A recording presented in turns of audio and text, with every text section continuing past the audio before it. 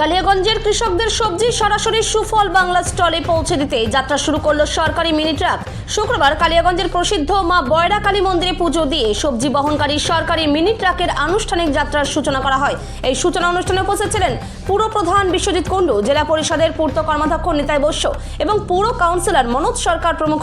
মুখ্যমন্ত্রী মমতা বন্দ্যোপাধ্যায় গত বুধবার সিঙ্গুরের সভামঞ্চ থেকে কালিয়াগঞ্জের কৃষকদের উৎপাদিত সবজি সুফল বাংলা স্টলে পৌঁছে দেওয়ার জন্য মিনি ট্রাক পরিষেবার সূচনা করেছিলেন। পশ্চিমবঙ্গ সরকারের কৃষি বিপণন দপ্তরের অধীনে সুফল বাংলা স্টলে বিক্রির জন্য কালিয়াগঞ্জের বিভিন্ন গ্রামীণ এলাকা থেকে সবজি বহন করবে এই সরকারি মিনি ট্রাক। রাধিকাপুরের একটি ফার্মার্স ক্লাব এই মিনি ট্রাক পরিচালনা করবে। কালিয়াগঞ্জ থেকে অনুপ জয়সওয়ালের রিপোর্ট, বিগ নিউজ বাংলা। একটি গাড়ি উদ্বোধন করলেন আপনারা বয়রা কালীবাড়ি মন্দির থেকে। এই গাড়িটা যদি বলতেন কি ধরনের গাড়ি?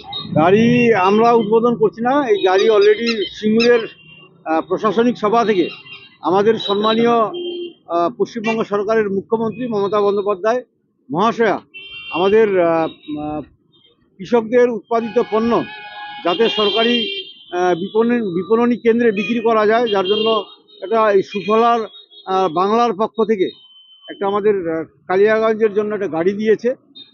এই গাড়িটা মূলত যে উদ্দেশ্যে দেওয়া হয়েছে যে গ্রাম বাংলার যে কৃষকরা যারা সবজি আবাদ করে, বিভিন্ন শাকসবজি আবাদ হয়, সেই উৎপাদিত পণ্য যাতে খুব সহজে শহরের বিভিন্ন জায়গায় যে আউটলেটগুলো থাকবে বা বিক্রির কেন্দ্রগুলো থাকবে সেখানে যাতে তারা পৌঁছে দিতে পারে, সেই কারণেই এই গাড়িটা সরকারি পক্ষ থেকে একটা ফার্মার্স ক্লাবকে দেওয়া হয়েছে। মূলত কাজ কি হবে, কিভাবে কাজ করবে এরা?